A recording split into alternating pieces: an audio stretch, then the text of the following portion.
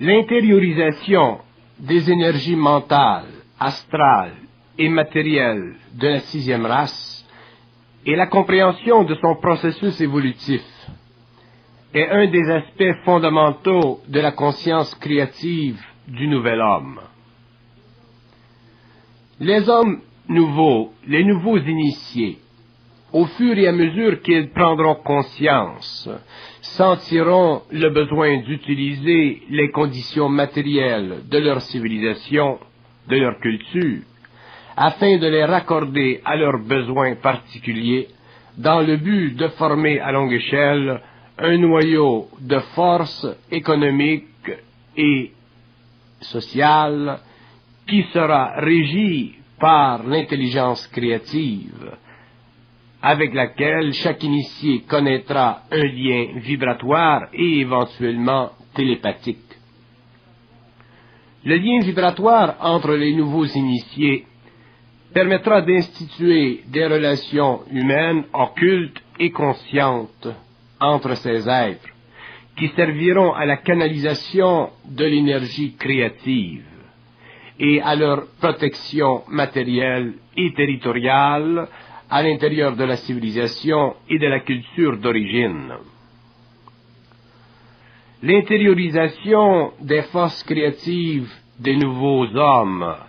leur permettra éventuellement de ne plus être assujettis aux conditions matérielles de la culture de la civilisation, leur permettant ainsi de se libérer des contraintes psychologiques et matérielles de cette culture, de cette civilisation, et de libérer ainsi les forces actives, créatives, qui feront partie de la puissante créativité de la sixième race racine. L'intériorisation des forces créatives de l'homme nouveau coïncidera avec l'implantation sur le plan matériel d'une conscience sociale supramentale qui pourra de plus en plus s'attribuer les leviers du pouvoir matériel. Pouvoir matériel qu'ils utiliseront éventuellement pour l'organisation sociale de la conscience supramentale planétaire. Pour bien comprendre le phénomène d'interrelation, il faut voir à long terme, et il faut sentir à long terme, mais ne pas souffrir de la durée, de la longueur du terme. Pour que le nouvel initié ne souffre pas des conditions à long terme de l'intériorisation, il lui faut être créatif à court terme, pour son bénéfice personnel et non le bénéfice de la race. S'il s'implique psychologiquement ou spirituellement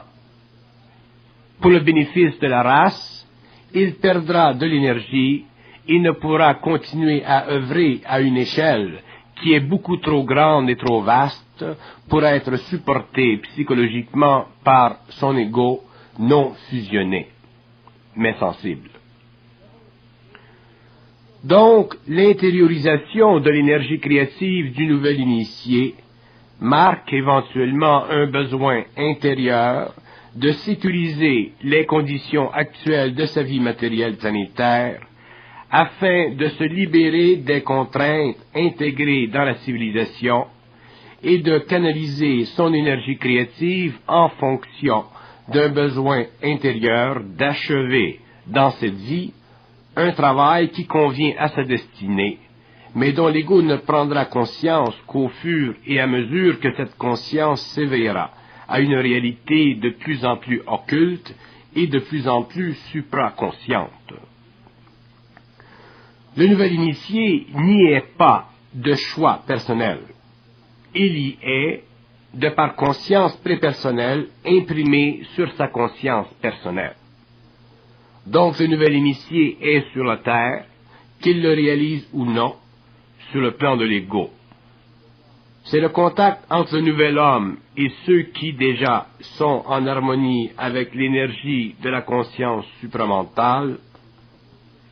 qui détermine le temps de greffe du nouvel homme à la conscience sociale et supramentale de la race racine. Et c'est à ce point dans la vie du nouvel initié que son double commence à effectuer à travers l'ego le tracé futur de ses activités matérielles conscientes.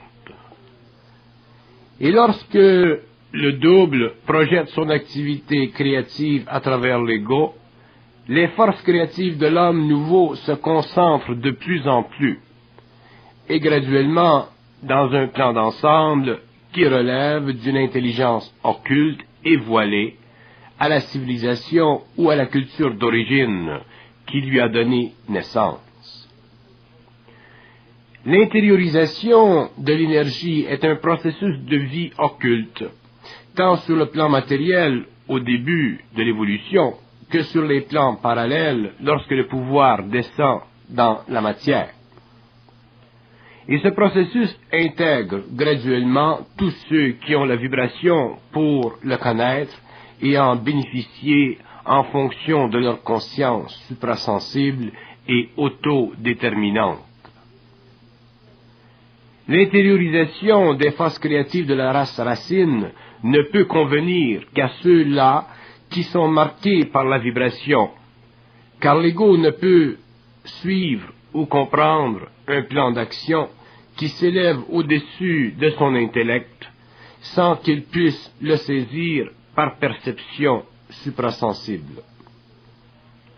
Et tant que l'ego n'a pas été ajusté à cette perception, sa compréhension ne peut être que partielle et son acheminement dans le processus d'intériorisation ne peut se faire qu'en fonction du temps nécessaire à cet ajustement. L'intériorisation de l'énergie des nouveaux initiés ne peut être que le produit concret d'une intervention supramentale de la conscience humaine dans la vie de l'homme. Cette condition, supportée psychologiquement et vibratoirement par ceux qui vivent d'une conscience plus raffinée que l'homme ancien, anticipe dans le temps et l'espace le plan d'évolution, tel que le vivra l'être supraconscient au cours des générations et des siècles à venir, selon l'évolution des forces en action et du plan cosmique de la Terre. L'homme de demain, celui qui portera en lui le sceau du pouvoir occulte, ne s'entretiendra plus des conditions de l'involution, mais poussera devant lui le chariot de feu qui servira de force motrice pour l'évolution des hommes de la terre au cours des siècles à venir. Donc, intérioriser les forces créatives de l'homme nouveau voudra dire différentes choses au fur et à mesure que le noyau occulte de la race racine éclatera dans le monde ancien et moderne de la 5e sous-race. Et tant que l'être supraconscient sera rattaché au plan matériel, les faits futurs de la destinée de la race racine lui seront voilés dans son ensemble, car l'ego ne peut comprendre ce que l'esprit cache en lui, tant que l'homme n'a pas laissé derrière lui le pouvoir de ses sens et le pouvoir du corps astral sur sa matière matérielle et physique.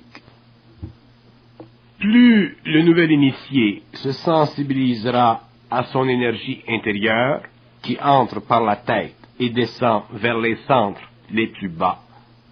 plus sa vie doit être ajustée à son intelligence créative, car une telle sensibilité doit être compensée par une réorganisation créative de sa vie matérielle, en fonction d'un bien-être qui lui sied bien et que la société présente ne peut lui accorder sans que lui-même en crée les conditions. Le nouvel initié, l'homme nouveau, celui qui, à cause de la présence de plus en plus grande à travers son psychisme et son corps matériel, de l'énergie du double, ne peut plus vivre comme le reste des hommes, doit forcément, éventuellement, lorsqu'il a atteint un haut niveau de sensibilité vibratoire, réorganiser sa vie en fonction d'une intelligence supérieure et universelle, commune à tous ceux qui l'aperçoivent et la canalisent, la manifestent et qui font partie de la même évolution. La formation sur une planète des conditions futures de vie ne peut jamais convenir à la mémoire de l'ancienne race, de l'ancienne vie. De là, la nécessité naturellement reconnue par le nouvel initié de se créer sur la planète un mode de vie opératoire qui coïncide parfaitement avec sa vision, sa sensibilité et son savoir. L'intériorisation des forces créatives de l'homme, au fur et à mesure que prendra naissance le plan de vie matériel visant à consolider les talents, tous les aspects créatifs du mental, de l'astral et du matériel humain, lui permettra de commencer à se sensibiliser à la réalité objective et créative de son activité matérielle et à bénéficier des qualités magnanimes des actions conçues d'une intelligence commune par des hommes dont la supraconscience, la suprasensibilité intégrera dans un noyau de vie mental, astral et physique, dûment constitué selon les lois de l'énergie créative, selon les lois de l'énergie vitale, astrale et mentale, élevé à un taux de vibration dépassant pour la première fois les conditions vibratoires et planétaires de l'ancienne humanité. La totalité des éléments créatifs et des fonctions créatives visant à consolider ce noyau de conscience supramentale sur la Terre sera de plus en plus quantifiable et identifiable au fur et à mesure que le plan de vie matérielle créativement organisé aura permis de reconnaître et de sentir que finalement la réalité de la vision de l'homme nouveau a pris naissance sur le plan de la matière. L'intériorisation de l'énergie créative de ces hommes leur permettra de découvrir des aspects et des talents qui leur furent par le passé voilés, car les conditions de vie à ce moment-là n'étaient pas aptes à en permettre une expression créative, car ces talents étaient encore enfouis dans une conscience subjective et endormie. Lorsque le nouvel initié se découvre, lorsqu'il se voit pour la première fois, lorsqu'il se sent pour la première fois, et qu'il s'aperçoit que la vie neuve, naturelle, n'a plus la même qualité que la vie ancienne, il découvre que la relation entre le nouvel et l'ancien état de conscience dépend effectivement de l'harmonie entre le développement mental, émotionnel et organisationnel de la matière. Il est vrai que l'homme ne peut pas vivre seulement de pain, mais il ne peut pas vivre non plus sans pain. Donc, si l'homme doit vivre d'esprit, et bien vivre d'esprit, il lui faut que cet esprit le serve et puisse lui permettre de créer sur le plan matériel le pain dont il a de besoin, afin de maintenir dans la matière, d'une façon saine, la flamme de cet esprit. Sinon, il ne peut élever la matière. Sinon, l'esprit ne peut descendre dans la matière. Et si nul n'est pas dans la matière pour recevoir et appliquer l'intelligence créative, parce qu'elle est faible,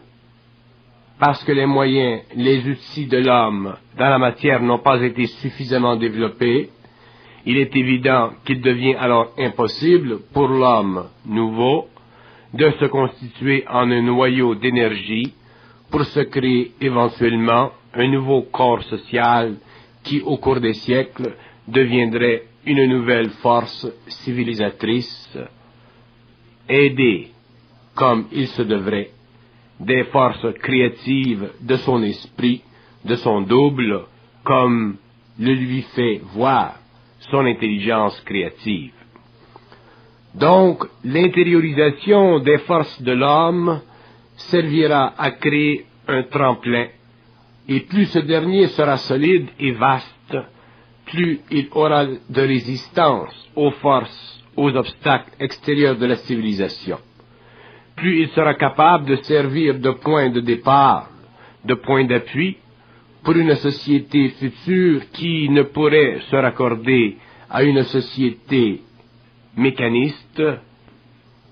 si déjà elle ne possédait pas dans la matière un réseau suffisamment développé, une énergie suffisamment déployée pour en recevoir la puissante manifestation et en retour en diffuser dans le monde la puissante activité. Il est évident que dans la formation d'une race racine, l'ego est impuissant dans sa contemplation et que seul le double en lui peut faire miroiter à travers sa sensibilité les reflets nécessaires et essentiels à la formulation graduelle d'une conscience embryonnaire qui au cours des générations deviendra conscience planétaire. L'exclusion de la vision égoïque d'un plan si vaste est normale, puisque l'ego est incapable, à cause de la limitation cérébrale de son intelligence, de contempler les aspects créatifs et puissants de l'organisation invisible qui dirige l'évolution des royaumes et des planètes et des galaxies. Mais si l'ego ne peut pas un jour, à un moment donné, percevoir de par un plan d'intelligence supérieur à celui qu'il avait connu dans le passé, les destinées de sa race, la destinée des nations, l'évolution de sa planète, l'évolution de son humanité, que vaut-il devant les mystères de la vie? Que vaut-il dans la confrontation entre l'infini et le particulier? Rien. Et si l'ego ne vaut rien, ne peut rien, à quoi sert à l'homme de vivre une vie diminuée dans sa totalité, car il vit d'une conscience objectante, d'une conscience émotive et égocentrique qui diminue sa relation intelligente avec l'infinité, qui essaie par tous les moyens possibles d'établir avec lui un lien selon les lois d'énergie et de vibration qui ne conviennent pas à la psychologie symbolique de l'ego, mais conviennent parfaitement à l'intelligence supramentale de sa fusion. Doit venir le jour où l'initié sera obligé de prendre les commandes de l'évolution sur la Terre, afin de permettre à l'homme, pour la première fois, depuis sa descente dans la matière, de constater qu'il est effectivement créateur, libre et magicien. Magicien dans la science,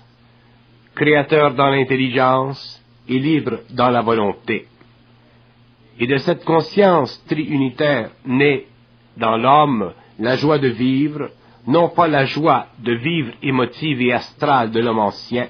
mais la joie de vivre paisible, forte, sans peur et sans reproche. De l'homme qui enfin a commencé à goûter de sa vraie nature, de l'homme qui enfin a commencé à goûter du fruit de sa conscience et cesser de s'alimenter à l'arbre de la pénitence. L'intériorisation des forces créatives de l'homme nouveau instruira le nouvel initié et ses amis de la réalité du pouvoir créatif de l'intelligence, tant sur le plan matériel que sur les autres plans, lorsque sa vie occulte aura pu s'épanouir sur la terre après l'avènement de sa vie consciente. Il existe dans le nouvel initié des aspects inconnus de lui-même,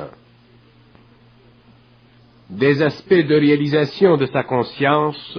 qui, lorsque les événements conjoints de sa conscience créative avec celle d'autres hommes aura commencé à former un égrégore d'énergie mentale puissant, qui permettra à celui qui est suffisamment avancé dans sa conscience de ne plus pouvoir nier la réalité de cette énergie bien qu'il puisse n'en comprendre que des aspects partiellement dévoilés à son esprit. Le nouvel initié, lorsqu'il prendra conscience des forces d'intériorisation, découvrira pour la première fois qu'effectivement, il a toujours voulu posséder et être parfaitement intégré à la matière, posséder les conditions permettant qu'il réalise dans la matière la qualité de vie qui intérieurement lui sied bien. Il découvrira qu'effectivement, loin en lui, loin dans la pénombre de son esprit, il y eut toujours un aspect qui voulut aller chercher dans le monde de l'homme des forces, des conditions, des événements qui purent, de par leur alchimie, créer le genre de vie qui de tout temps plaisait à son esprit. C'est pourquoi le nouvel initié, celui qui découvrira dans la chambre froide de sa culture un point chaud, d'où il pourra tirer ses conditions, ses forces, ses énergies, se créera sur le plan matériel, avant le passage à un autre plan, une condition de vie qui coïncidera avec le rêve de toute minorité raciale, c'est-à-dire l'indépendance totale des conditions de soumission aux aspects ambiants d'une humanité en puissante majorité, dont le système de vie a atteint des proportions tellement gigantesques dans sa mécanicité que l'être inconscient d'aujourd'hui se voit et se sent totalement dépourvu de moyens, d'outils de la conscience créative pour briser la chaîne d'esclavage qui dépasse les limites de l'imagination. L'intériorisation des ressources humaines conscientes ou supraconscientes ne peut se faire sans le support d'une conscience supérieure, élevée au statut universel de l'homme nouveau. Cette nouvelle conscience correspond au pouvoir organisationnel de l'intelligence créative et permet à l'homme de s'intégrer vitalement aux forces de vie qui supportent le psychisme et le matériel humain. La condition planétaire de l'homme inconscient devient de plus en plus insécurisante, car l'homme ne peut travailler avec l'homme en conformité avec les lois vibratoires de sa conscience. Cette situation divise l'homme, le sépare de son ami, l'homme, et le retient dans sa capacité d'asservir la matière à ses besoins, plutôt que d'être lui-même asservi par elle et ses conditions planétaires. L'intériorisation de l'énergie créative ne peut correspondre à l'intérêt égocentrique de l'homme. Elle correspond à l'intérêt vital, astral et mental de sa conscience, donc à sa centricité, qui dénote le rapport étroit entre ces différents plans d'énergie. L'internalisation ou l'intériorisation de l'énergie, ou la capacité occulte de l'organisation des forces de vie sur les différents plans, permettra à l'homme nouveau de sentir, de réaliser qu'il y va de lui de se sécuriser sur la terre et non de la société ambiante inconsciente. Si l'intériorisation des énergies créatives correspond à la sécurité maximale du nouvel initié, cette sécurité ne peut lui être donnée que lorsqu'il a suffisante conscience pour réaliser intelligemment que le pouvoir de sa vie et la créativité de son mental font partie de son pouvoir de vie, donc de sa sécurité planétaire. Le nouvel initié devra éventuellement réaliser, de par lui-même, que la vitalité de son mental et de son émotif requiert la très grande sérénité matérielle, afin que la matière ne fasse plus obstacle à sa créativité. Le double, qui devient de plus en plus puissant chez le nouvel initié, le propulse lentement vers cette sérénité matérielle, mais ne peut l'octroyer tant que la sécurité de l'être n'est pas fermement assise sur un équilibre mental et émotif à toute épreuve, afin que l'utilisation de son énergie créative corresponde avec son intelligence supérieure et cosmique. Le nouvel initié et l'intériorisation de l'énergie font partie d'une même réalité. Tant que le double peut troubler cette relation, il le fera, afin de raffiner les corps subtils pour que le nouvel initié soit éventuellement suffisamment dans son énergie, pour que l'intériorisation soit totalement sous le contrôle créatif du double de ceux qui font partie du cercle interne de la nouvelle humanité. L'intériorisation des énergies créatives de la race racine s'exécutera selon un plan de vie libre de l'évolution naturelle et planétaire des forces civilisatrices de la 5e race racine. Une telle internalisation ne peut convenir à une intelligence subjective, car le canal entre l'homme et le double doit être ouvert, afin que le nouvel initié, dans la solitude profonde de sa propre intelligence, réalise et comprenne qu'il ne peut plus être imposé de l'extérieur des conditions de vie qui ne conviennent à son esprit. Le nouvel initié ne se laissera jamais imposer des conditions de vie étrangères à son intelligence. L'intérêt personnel de sa vie coïncidera avec l'intérêt vital d'une conscience qui pulsera dans la matérialité et le psychisme d'autres êtres tels que lui, en intelligence et en volonté.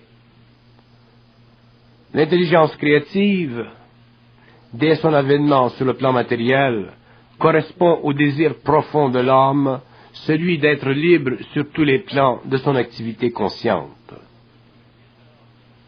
L'intériorisation de l'énergie, tant qu'elle ne sera pas établie, sera l'option inévitable du surhomme de demain,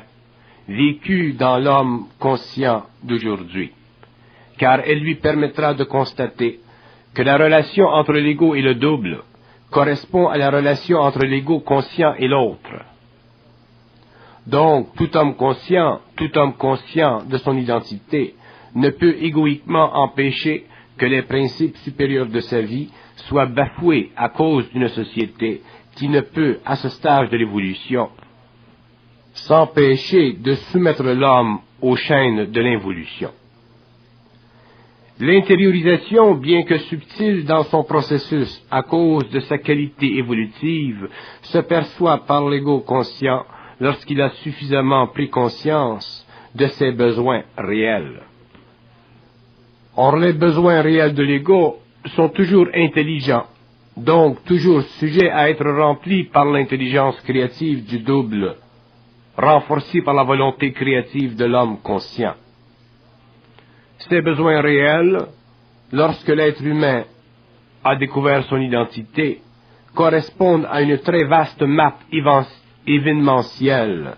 qui relie par ses méridiens tous les êtres conscients d'une même réalité supramentale. L'intériorisation du nouvel initié le protège contre l'abus psychologique d'une société inconsciente et contre l'état de l'homme non favorisé par l'incarnation sur le plan matériel. Puisque souvent l'homme nouveau doit subir avant la fusion une condition de vie qui ne le favorise pas sur le plan matériel, afin que sa sécurité soit fondée sur la conscience de sa réalité et non sur l'inconscience de sa personnalité, il devient de plus en plus évident que l'intériorisation de ses forces créatives lui permettra de briser les conditions matérielles de son incarnation et de transformer ces conditions négatives en conditions créatives, afin qu'il puisse créer sur le plan matériel une base solide sur laquelle peut être érigé un plan de vie personnel créé selon son intelligence et sa volonté. Tant que le nouvel initié n'a pas perçu ou ressenti l'intelligence créative en action dans le processus d'intériorisation, c'est qu'il n'a pas encore besoin, sur le plan individuel, de se lier d'amitié avec d'autres tels que lui, pour bien vivre et donner expansion à son pouvoir créatif et individuel. Cet arrêt temporaire doit être respecté et aucune pression extérieure ne peut lui être imposée, car son apprentissage, sa sensibilité, doit être accru. Si par contre il est prêt émotivement ou matériellement à intérioriser son énergie avec d'autres, il se peut qu'il ne le soit pas mentalement, car sa décision est fondée sur un état émotif et non sur un état mental libre d'astralité ou d'émotivité bienveillante. Alors dans un tel cas, il ne peut être non plus intégré à un tel processus évolutif, car la nature de sa décision est encore fondée sur un besoin émotif, d'appartenir à une structure humaine consciente et créative. Et une telle structure ne peut supporter un tel individu à cause de son état inférieur d'émotivité subjective. Elle ne peut qu'absorber un individu vibratoirement. Ce n'est plus le corps de désir qui devient la règle de mesure dans l'agglomération créée par les forces créatives, mais le taux vibratoire de la personne, son état de conscience, pur et simplement. L'intériorisation des forces créatives ne peut absorber de vibrations inférieures à celles de la conscience créative ajustée mentalement et émotivement, selon une loi d'harmonie qui se perçoit par la neutralité psychologique des êtres conscients. Tant que l'être conscient n'a pas atteint cette neutralité psychologique, il créera des tensions à l'intérieur d'un processus d'intériorisation et sera naturellement maintenu à part, car il ne peut y avoir de tension entre ceux qui font partie intégrale de ce processus, car tous sont libres et tous veulent être bien et à l'aise dans leur liberté d'action créative, sans avoir à subir un débalancement quelconque dû à la personnalité d'un être qui n'est pas encore suffisamment bien dans sa peau. C'est pourquoi l'intériorisation des forces créatives de l'être conscient, bien qu'elle le protège contre les abus d'une société inconsciente, doit le protéger aussi des abus d'une personnalité ou de plusieurs personnalités qui ne savent pas encore passer suffisamment inaperçues sur le plan vibratoire, dans le champ vibratoire de l'énergie, du double de tous ceux qui composent cette société occultement réunie. Ceci signifie que tous, dans un même temps, ne peuvent œuvrer dans le domaine du matériel créativement, car tous n'ont pas encore suffisante transparence dans leur personnalité, et cette insuffisante transparence risquerait de troubler la sensibilité éthérique, astrale et mentale de ceux qui déjà sont prêts ou aptes à vivre une telle expérience d'entendement mutuel et de coopération intelligente et libre. L'intériorisation des forces créatives de l'être introduit sur le plan matériel une nouvelle forme de travail, car elle libère l'homme de la philosophie du travail pour lui faire comprendre et vivre le travail libre, c'est-à-dire le travail vécu avec intelligence, de la science psychologique du mental. Lorsque le travail est ainsi vécu, il ne correspond plus au travail de l'involution, car il n'est plus lié à des contraintes psychologiques. Il n'est que l'expression d'une créativité qui domine l'aspect matériel et le rend vivant, vivable et agréable, car il est composé de toutes pièces par l'intelligence créative du double. Donc, l'intériorisation des forces créatives n'a rien à voir avec la condition humaine. Elle est le produit de l'activité créative de l'homme à travers la forme matérielle, afin de la libérer de la psychologie subjective et philosophique de l'involution. C'est à travers l'intériorisation que l'être conscient découvre jusqu'à quel point il est important pour l'homme de ne plus travailler psychologiquement, mais de travailler créativement. Tant qu'il n'a pas pénétré cette condition nouvelle, le travail ne lui sert pas, il sert la collectivité, la civilisation. Et si le travail ne sert pas l'homme, il l'appauvrit en esprit, même s'il l'enrichit matériellement. Pour que le travail serve l'homme, il faut qu'il n'en soit pas esclave et qu'il lui permette d'élever le taux vibratoire de la conscience humaine à quelque échelle qu'elle soit. Sinon, il n'est qu'une fonction mécanique de l'ego, une forme d'aliénation qui empêche l'ego d'être créatif, c'est-à-dire lui-même, à travers une forme quelconque. L'intériorisation des énergies créatives de l'homme nouveau poussera ce dernier à se réaliser un empire souterrain,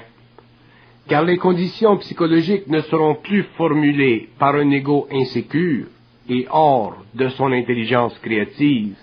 mais un ego conscient de sa relation avec une forme d'énergie qui convient à sa personne. Le caractère occulte et souterrain de l'intériorisation fait partie de la partie la plus cachée du iceberg, qui ne dévoile sa présence que par un apex diminutif qui cache sa vraie dimension. C'est à partir de l'intériorisation de sa phase voilée que le nouvel initié pourra œuvrer dans un sens particulier à son intelligence et à sa compréhension. Par contre, la partie extérieure du processus d'intériorisation servira à le sécuriser matériellement afin de pouvoir œuvrer occultement.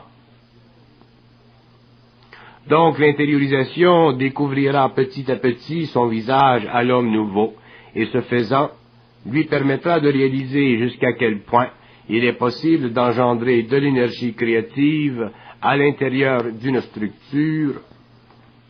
qui n'est pas ou qui n'est plus opposée aux lois créatives de l'intelligence. Tant que l'intériorisation demeurera une forme de sécurité psychologique, elle ne pourra devenir une forme de sécurité matérielle, car le psychologique ou le subjectif chez l'homme empêche l'énergie de circuler, de la rendre à la vision de l'ego, afin que ce dernier apprenne à travailler librement avec elle. C'est l'homme qui doit constituer sur le plan matériel un dossier de vie et de possibilités, selon son intelligence et sa volonté créative. Ce n'est pas l'énergie elle-même. D'ailleurs, l'énergie a toujours besoin d'un support, et si l'homme n'est pas ce support, comment voulez-vous qu'il soit pour l'énergie le canal pour sa manifestation? Lorsque le nouvel initié aura progressé dans la phase d'intériorisation de l'énergie, il verra des possibilités de vie et d'activité s'ouvrir à lui. Il se verra alors plus mobile qu'il se croyait capable d'être, il se verra plus libre d'utiliser des outils qui auparavant lui auraient paru incertains, sinon impossibles. L'être humain, bien qu'il soit seul dans sa conscience subjective, ne l'est pas sur le plan de la conscience supramentale, car à ce niveau, il se dégage de lui une nouvelle énergie qui le lie à d'autres êtres, tels que lui, qui sont marqués d'une même sensibilité. D'où l'apparition chez le nouvel initié d'un nouveau rapport avec ceux qu'il côtoie, car il ne peut plus reculer ou demeurer sur place. Il doit avancer avantageusement vers les domaines de la vie qui peuvent être rapprochés de son expérience, maintenant qu'il n'est plus prisonnier de lui-même. Le nouvel initié devient un homme complet, c'est-à-dire qu'il a une vue claire de la vie et une vision de plus en plus claire de sa relation avec la vie. Tant qu'il est dans la matière, il s'occupe de bien faire progresser la vie dans la matière. Lorsque son temps est terminé sur le plan matériel, il continue sur d'autres plans à faire progresser la vie qui unit tous les plans de la nature. L'intériorisation des forces créatives et occultes de la race racine permettra à l'homme, pour la première fois, de coexister avec un système passif de vie, sans être absorbé par lui. C'est-à-dire qu'il pourra ne plus sombrer dans l'imagination astrale de la vie matérielle. Il pourra, à cause de ceci, travailler avec intelligence créative et volonté créative pour donner à la vie matérielle un nouveau visage, visage qui ne sera plus fardé par l'imagination de sa conscience, mais sculpté par le ciseau précis de l'intelligence et de la volonté supramentale. Si parfois le nouvel initié a l'impression que la vie dans la matière est trop lourde pour lui, trop dense pour sa sensibilité, c'est qu'il n'a pas encore compris la grande vision. Il n'a pas compris que la vie dans la matière est en fait le plan de l'esprit le plus recherché par l'énergie.